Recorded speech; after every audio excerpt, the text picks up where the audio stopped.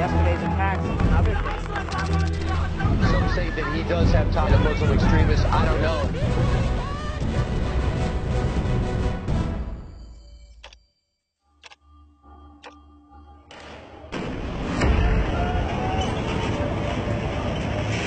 Libya is in a state of chaos. There is constant fighting among various factions and clans for control of key oil terminals and territory.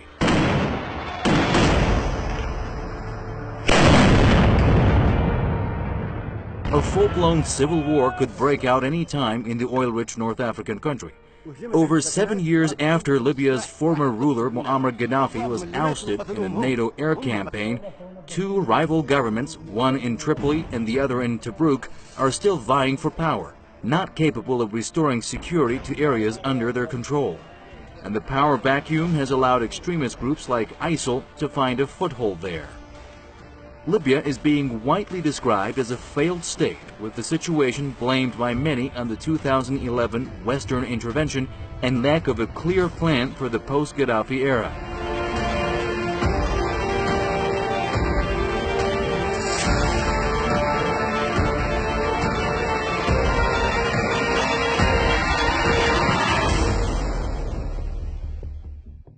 The former Libyan ruler was once one of the West's favorites in the region because he offered lucrative oil contracts to major U.S. and European oil firms. The same Western countries that were involved in the military operation against Gaddafi's regime had long closed their eyes to rights violations under him. Some say the 2011 NATO air campaign was triggered by a thirst for a greater share of Libya's oil.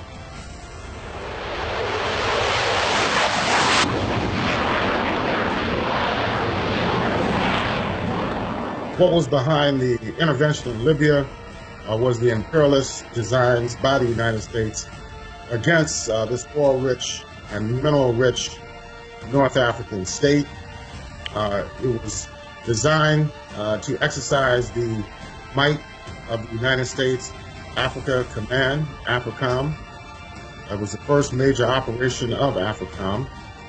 So they wanted to take Libya's oil and natural gas. They wanted to set up a military beachhead in North Africa on the Mediterranean coast. In the final year of his rule, Gaddafi faced protests that soon escalated into an armed rebellion. Some reports strongly suggest the rebels fighting to topple Gaddafi had ties with America's Central Intelligence Agency. Forces loyal to the former ruler clashed with those seeking the ouster of the regime. The conflict paved the way for the Western military alliance to get involved.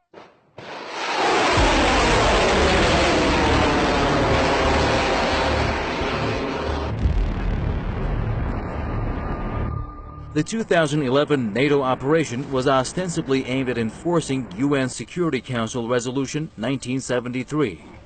The resolution called for a no-fly zone and protection of civilians.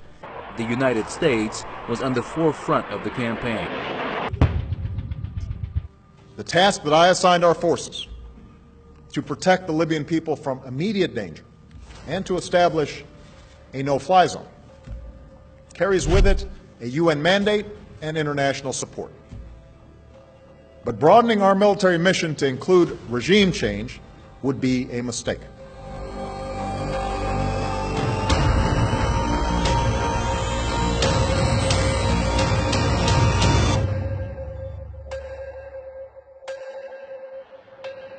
The NATO campaign, however, soon went far beyond the mandate of the UN Security Council. Western warplanes soon turned into an air force trying to assassinate Gaddafi. The jets, mostly from the US, France, and Britain, began pounding suspected Gaddafi hideouts and important government positions. Many believed the West had regime change in mind from the very beginning, without any clear plan for Libya's future or how to fill the security vacuum. Even former U.S. President Barack Obama admitted that the military campaign in Libya had devastating consequences and that America failed to pave the way for peace. Obama says the U.S. and its allies had failed to come up with a plan for the post-Gaddafi era. This is what the former U.S. president said when he was asked what he thought was the biggest mistake of his presidency. Probably failing to plan for the day after what I think was the right thing to do in intervening in Libya.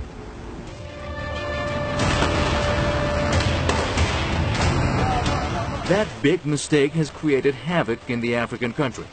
The story of Libya today is endless insecurity and economic woes, and divisions of all types are widening there. Observers have warned about presidential and parliamentary elections planned to be held there this year. They say the votes are more likely to incite conflict than to unify the nation, mainly because Libya still lacks a constitution. But that's not all.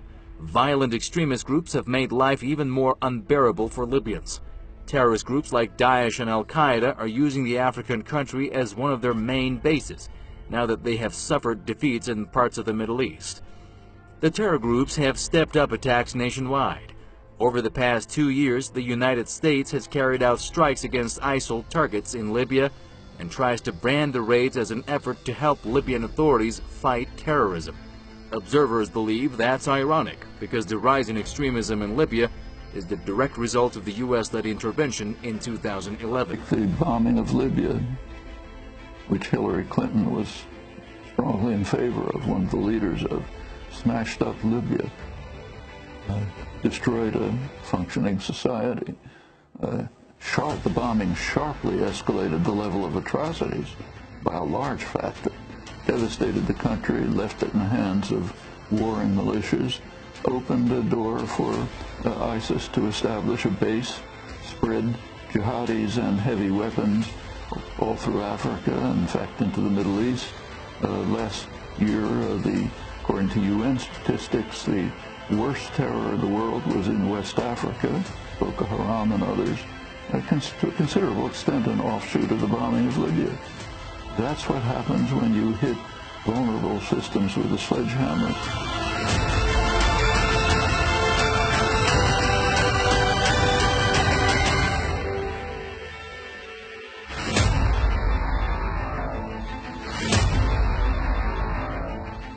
Towards the end of Gaddafi's rule, Libya was one of Africa's wealthiest nations, with the highest GDP per capita on the continent.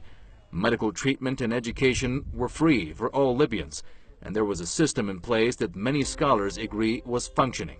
Country had some 2 million guest workers from other parts of Africa and the world.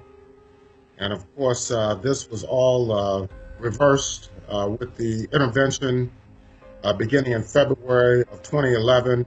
And then, of course, the bombing campaign that began on March 19th of 2011, which lasted for some 7.5 months. It destroyed the country. 50 to 100,000 people were killed, and of course, over 1 million people were displaced.